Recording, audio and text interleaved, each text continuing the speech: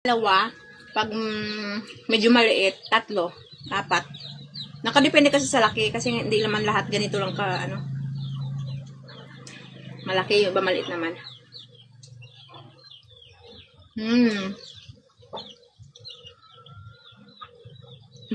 Yes, palangga poy. May yellow nito guys, pero hindi ko bet. Mas bet ko yung ganito.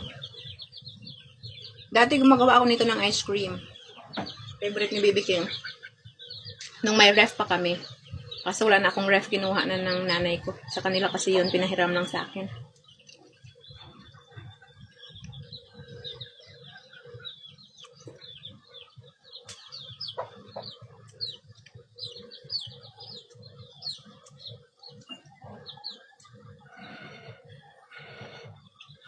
Ito lang ang mahirap sa pagluluto. Minsan, pag yung kahoy is hindi siya totally